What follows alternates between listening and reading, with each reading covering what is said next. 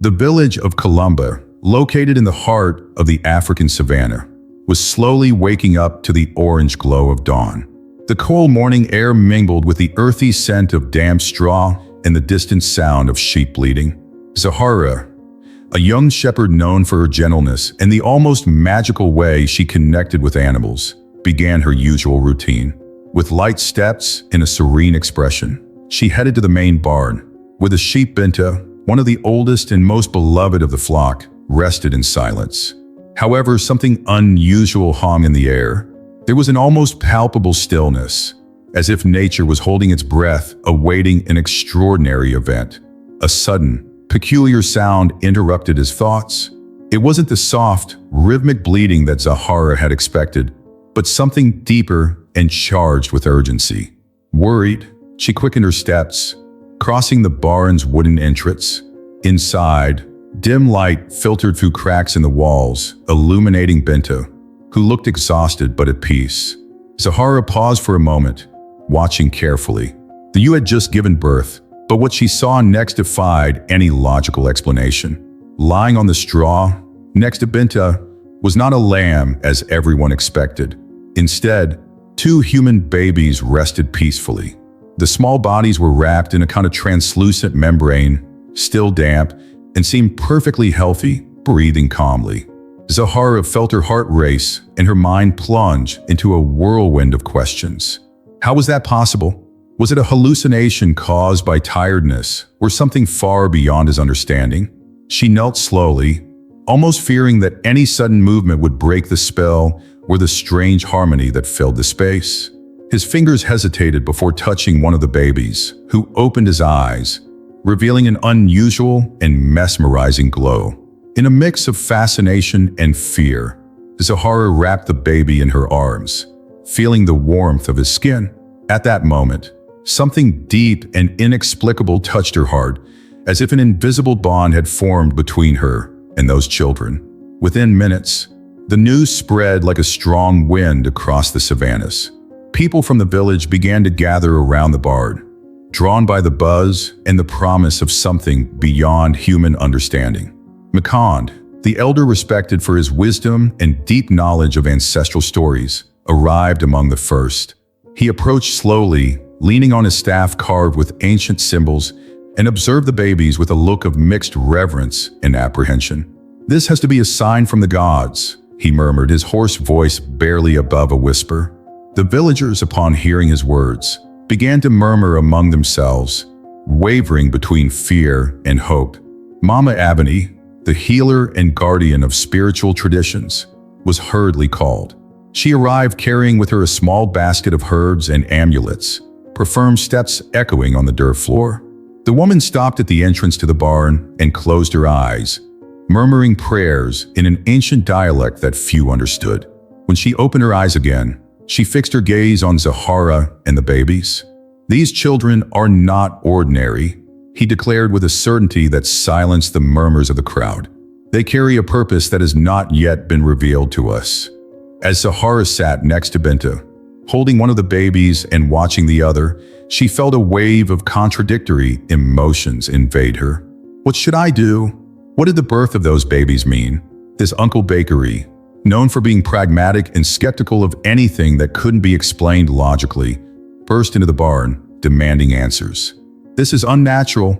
We must get rid of them before a curse befalls us," he cried, his voice cutting through the heavy silence.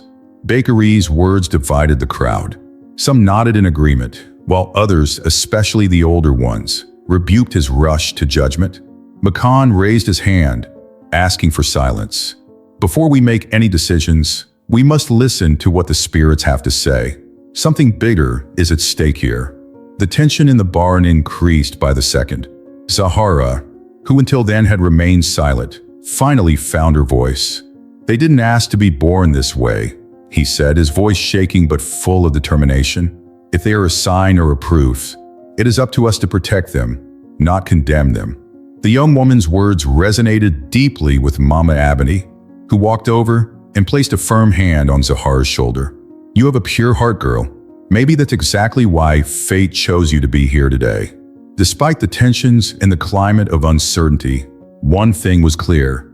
These children were different. What they meant and what the future held for them was still shrouded in mystery.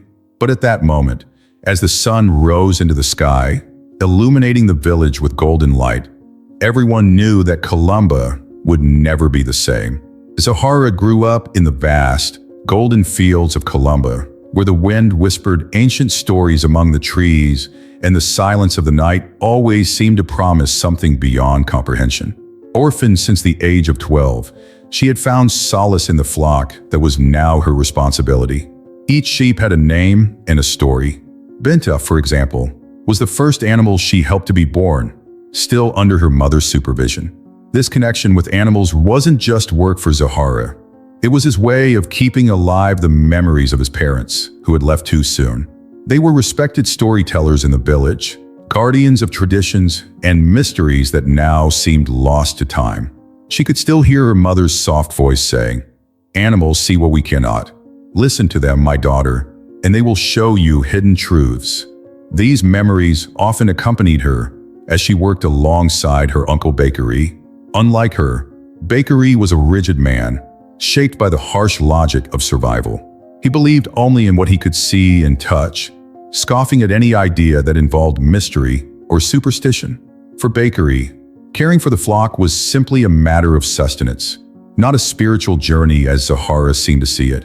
"You dream too much, girl," he said, shaking his head. But Zahara couldn't help it. There was something about his connection with animals that seemed to go beyond simple, everyday care. That morning, as the twins were examined by the village midwives, Zahara felt her heart beating strangely.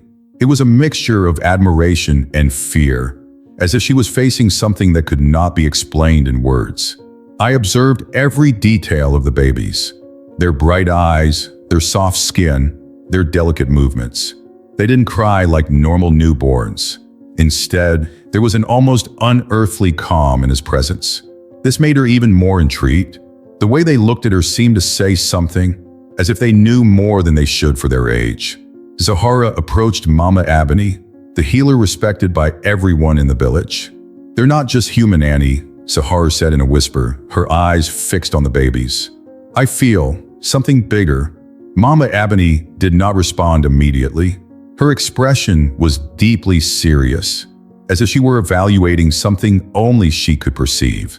Finally, she murmured, "The spirits speak to us in ways we don't understand. Maybe they chose you for something great, Zahara." This statement echoed in the young woman's mind, planting seeds of doubt and curiosity. Why her? Why now? Mama Abani's words were both a comfort and a burden. Meanwhile, Bakary couldn't hide his irritation. "This is crazy," he mumbled to anyone who would listen. "These babies have nothing to do with us. They will only bring trouble." But Zahara couldn't get away from them. Something deep inside her made her feel like it was her responsibility to protect them. Maybe it was the memory of his parents, who had always believed in greater purposes. Or maybe it was something she didn't fully understand yet. Throughout the day, Zahara realized that the babies were more connected to her than to anyone else. When they cried, his touch calmed them instantly. When she spoke, they seemed to understand, even without words. This only reinforced her feeling that there was something special about them, something she had to protect at any cost. But this connection also raised doubts. What did this bond mean? Would it be a blessing or a curse? As the sun began to set, Zahara felt the weight of responsibility growing. She knew her life would never be the same, but she still had no idea what fate had in store for her. As the shadows of night fell over Columba, Zahara watched the twins sleeping on a makeshift straw bed. Their minds were silent, but their hearts seemed to beat in a rhythm that echoed hers. It was as if a part of her was connected to them, something not even the wisest of elders could explain. Bakary watched her from afar, his eyes filled with worry and frustration. "You're getting too involved, Zahara. This is going to end badly," he warned, but his voice didn't have its usual harshness. Perhaps, behind his disbelief, Bakary also felt that something extraordinary was happening. Zahara, however, was not willing to give up. There was a lot she still didn't understand, but one thing she was sure of. Those babies had come into her life for a reason. Whatever it was, she was determined to find out. And deep down, maybe that was what made her different. While everyone around her was busy discussing the twins, Zahara had already made her choice. They were part of her now, and nothing in the world would change her mind. The village of Columba, which had always been marked by its tranquility and deep-rooted traditions, became the scene of heated debates and growing tensions since the birth of the twins. The barn where it all happened was now a focal point, attracting the curious, the devout, and the skeptical. While some residents watched the babies with admiration, treating them as a divine sign, others did not hide the fear they felt. Whispers echoed through the village's alleys, full of doubts and superstitions. "This isn't natural," said an elderly woman, crossing her arms. "Nothing good can come from something like that." At the center of the discord was Bakery, Zahara's uncle. He not only questioned the event, but led the skeptics with unwavering conviction. Bakery was a practical man, shaped by life's hardships and guided by a rigid view of right and wrong. For him, the birth of those twins was a dark omen, a threat that could destabilize the village. "Listen to what I'm saying," he shouted during an impromptu meeting in the central market. "These babies don't belong here. We can't risk everyone's safety because of a quirk of fate."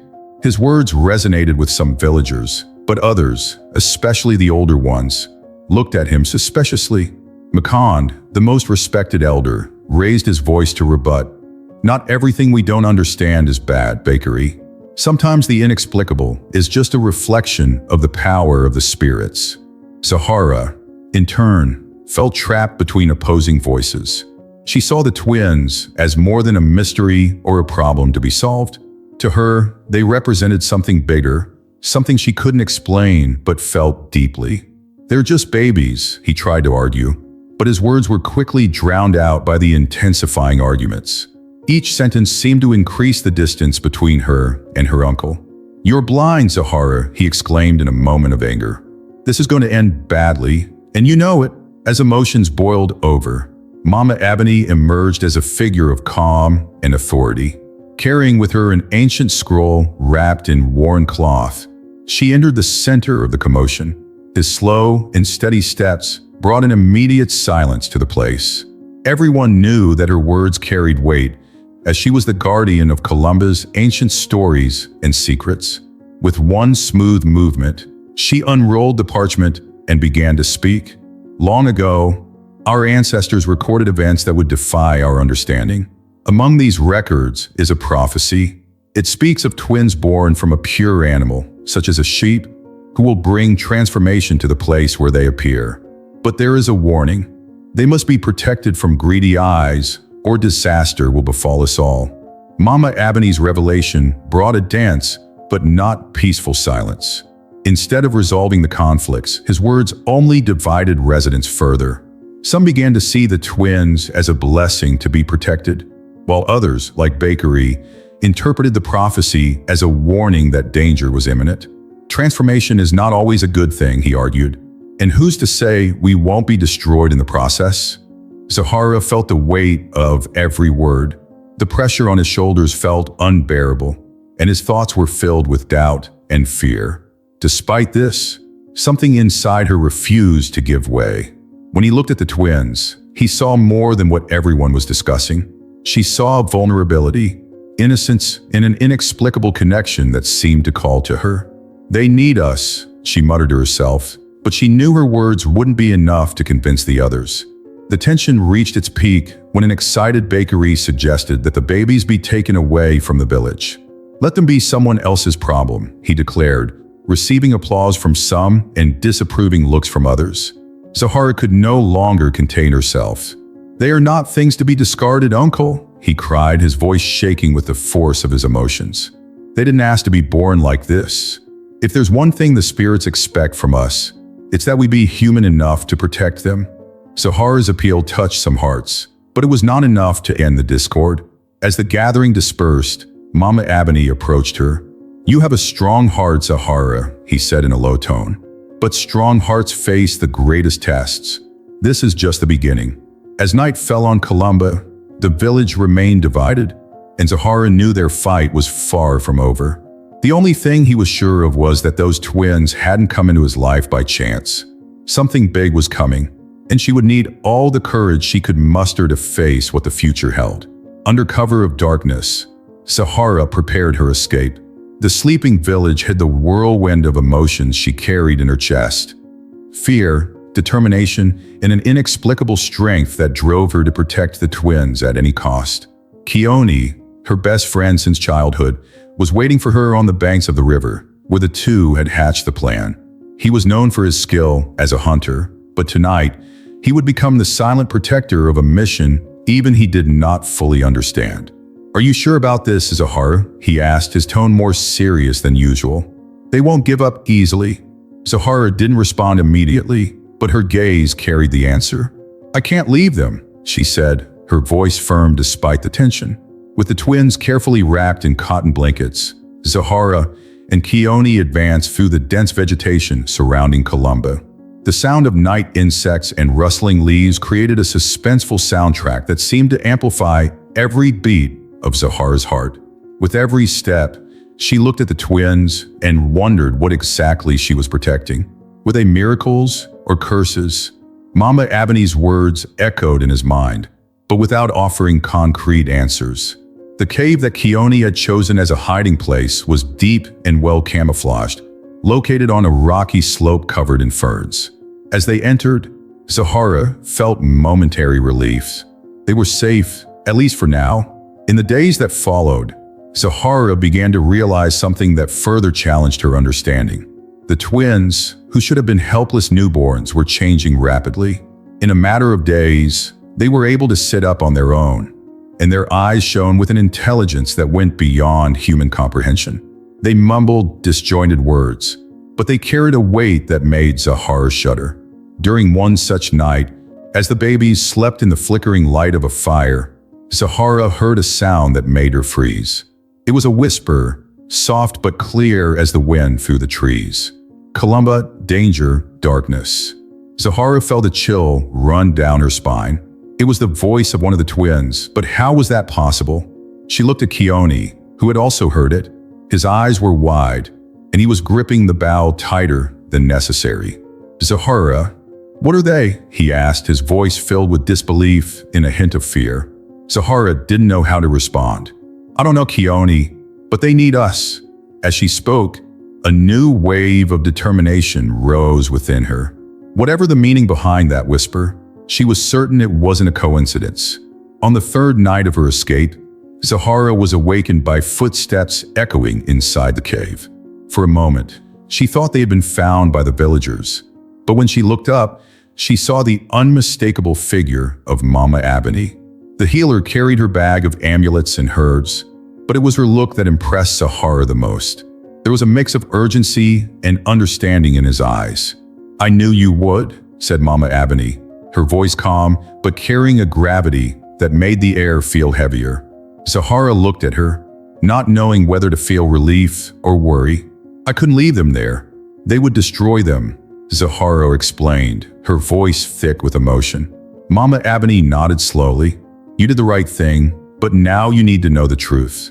She knelt down beside the twins, who were awake and watching her with disconcerting intensity. Mama Ebony placed her hand on each of their foreheads and murmured words in an ancient dialect. For a brief moment, it seemed like time had stopped, and then she stood up, turning to Zahara. "They're not just human, Zahara," she began. "They're a spiritual gift sent to protect Columba from something to come, a catastrophe that could destroy everything we know." Zahara felt the ground shake under the weight of those words. "But why are they here? Why now?" she asked, trying to understand. Mama Ebony sighed deeply before responding. "Because the balance has been broken, greater forces are at play, and these twins are the key to restoring it. But remember, where there is light, there is also darkness. There are those who will persecute you, not to destroy you, but to use you. And that would be even worse." Keone, who until then had remained silent, finally spoke. "So we are in danger just by being with them?" he asked, his expression serious. Mama Ebony looked at him with compassion. "You are not just in danger. You are the guardians of something that can change the destiny of us all." but it also means they will be tested in ways they cannot imagine. Zahara felt the weight of the healer's words, but instead of retreating, she found new strength within herself. He looked at the twins, who now seemed more alert than ever, and knew he couldn't give up. Mama Abani's presence brought clarity, but also a new level of responsibility. Zahara knew she couldn't go back to Columba, at least not yet. There was a lot at stake, and the twins were more than just kids. They were the beginning of something bigger, something she still needed to discover. But one thing was certain. The danger they mentioned was not far away, and Zahara needed to be prepared to face it. Columba's future, and perhaps much else, depended on it. Chaos ruled Columba when Zahara and Keone returned to the village. The sound of heated discussions mixed with the hubbub of the crowds gathered in the central square. Strange merchants, dressed in ornate robes and carrying chests full of shiny coins, stood at the center of it all. Their voices echoed with tempting promises, offering unimaginable riches in exchange for the twins. Among them, a man with a magnetic presence stood out, tall, with eyes that seemed to penetrate the souls of those who looked at them. He introduced himself as Maliko. His movements were calculated, and his voice, firm and seductive, carried a mix of authority and threat. "These babies are not just children," he declared. "They're the key to a power you cannot even imagine. And I am here to take you where you belong." The village council was gathered around, torn between greed and fear. Some looked at the chests full of gold with greedy eyes, already calculating the possibilities that those riches could bring. Others, however, hesitated, fearing the consequences of handing over the children. Makan, the elder, looked uncomfortable, but he couldn't hide the doubt in his eyes. "These babies came to us for a reason. I don't know if it's our right to decide their fate," he said, but his voice didn't carry the conviction it once did. Bakery, on the other hand, seemed relieved by Maliko's arrival. "Finally, someone who understands what must be done. Let's hand them over and get this over with," he shouted, gesturing impatiently. Zahara, hearing Bakery's words, felt a deep anger rise within her. He couldn't believe his own uncle was willing to betray the twins so easily. Driven by a mixture of indignation and courage, she advanced to the center of the square, holding the twins tightly to her chest. "They are not merchandise," he shouted, his voice echoing through the village. Everyone turned to look at her, including Maliko, who looked at her with a calculated smile. "And who are you to decide that?" he asked, his voice thick with sarcasm. Zahara didn't back down. "They are the salvation of this place, and I will not allow them to be taken away by greed or fear." Maliko laughed, but the sound was humorless. It was cold and threatening. He took a step forward, his eyes fixed on Zahara. "You don't understand what's at stake, girl. These babies have ancient power, and if you think you could protect them, you're wrong." His words were like a blade, cutting through the air and leaving the village in an oppressive silence. Zahara, however, did not waver. "They are more than power. They are Columba's hope, and I will not let them fall into the wrong hands." It was at that moment that something extraordinary happened. The twins, who until then had been quiet in Zahara's arms, began to emit a soft light, almost imperceptible at first, but which soon intensified. The entire square was bathed in a golden glow, and the merchants instinctively backed away, as if they were being repelled by an invisible force. Maliko tried to move forward, but stopped abruptly as the light became brighter, almost blinding. The twins extended their small hands, and beams emanated from the light that seemed to cross space, as if they were purifying the environment. The crowd watched in complete silence, filled with a mixture of amazement and reverence. When the light finally dimmed, Maliko and his merchants were on their knees, their faces transformed with fear. The twins spoke, their voices echoing like a single chorus, sweet but charged with authority. "Protect us, and we will bring prosperity. Betray us, and darkness will fall upon you." These words, simple but full of meaning, brought immediate clarity to the village. Makan was the first to get up. "They have spoken, and we must listen," he said, his voice full of conviction. The villagers murmured among themselves, but most seemed inclined to accept what they had just witnessed. Maliko, however, did not give up so easily. He stood up with difficulty, his hands shaking slightly. "You're making a mistake," he said, but his voice didn't have the same strength as before. Zahara took a step forward, her gaze steady. "The only mistake would be to trust someone like you," she replied, her words firm as stone. Maliko retreated once again, knowing he couldn't win at this point. He signaled to his merchants, and they began to gather their belongings. "This isn't over yet," he said before leaving, but his threat seemed hollow in light of what had just happened. As the village began to reorganize itself, Zahara felt a weight lift from her shoulders. For a brief moment, she looked at the twins and realized that despite their innocent appearance, they carried power far greater than anyone could imagine. She knew the battle was far from over, but at that moment, she was sure she had done the right thing.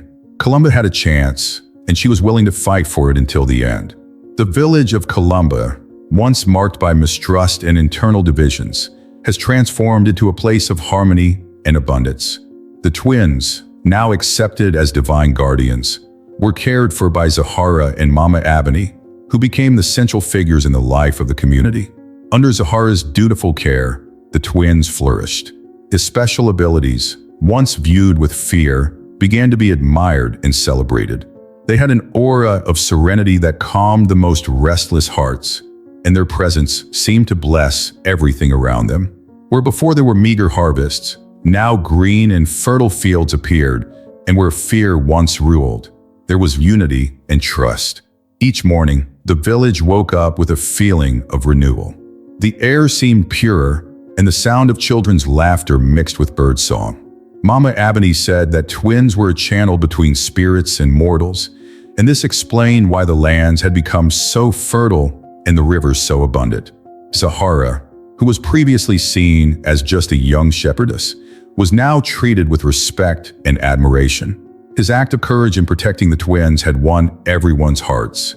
Even Bakery, once skeptical and fearful, began to see his niece in a new light. "You have your mother's strength," he once said, his voice filled with an emotion Zahara had rarely heard before.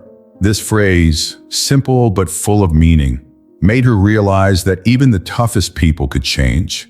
Despite the positive changes, Zahara did not allow life to become complacent. She knew the dangers still existed, even if they were now further away. Maliko and his merchants were gone, but their last threat still echoed in Zahara's mind. "This isn't over yet," he had said, and she knew those words weren't empty. This was why Mama Ebony taught Zahara how to interpret the twin signs, as they often conveyed cryptic messages that seemed like warnings from the spirits. One night, as they played under the starry sky, one of the twins pointed to the brightest constellation and whispered, "The path is safe for now." Zahara was silent, but those words filled her heart with hope and caution. Zahara's leadership in the village became evident in every aspect. When conflicts arose, she was called upon to mediate. When someone needed advice, they knocked on Zahara's door. Her gentle spirit and newfound wisdom brought balance to Columba, and she approached each task with humility. "I don't do this alone," she told everyone who praised her. "The twins, the spirits, and all of you are part of this journey." These words, spoken sincerely, helped to strengthen ties between residents. Even Makand, the elder who had previously been reluctant to accept the twins, became one of their most ardent supporters. "They brought us a chance at redemption, and Zahara showed us the way," he often said. As time passed, the twins' impact spread beyond Columba's borders. Neighboring villages heard about the miraculous changes and sent delegations to witness what was happening. Many arrived with doubts, but left with stories of transformation and admiration. Zahara understood that this attention could invite new dangers, but he also saw it as an opportunity to spread the lessons of courage and faith that had guided Columba up to that point. So she began sharing what she had learned, encouraging others to find strength in their own community and respect the balance between humans and spirits. On a quiet night, as the village rested, Zahara sat in the doorway of her house, watching the twins play under the starry sky. The stars shone brightly, as if they were celebrating Columba's rebirth. Zahara felt a wave of gratitude flood her heart. "You didn't just save this village," she whispered, the words escaping like a prayer. "You brought hope to all of us." The twins looked at her and smiled, as if they understood exactly what she meant. At that moment, Zahara knew that, despite the challenges that could still arise, they were ready to face them together. If you enjoyed this video, please help us grow by subscribing to this humble channel. And if you'd like to watch more videos like this, we prepared the next video especially for you. Click here to watch.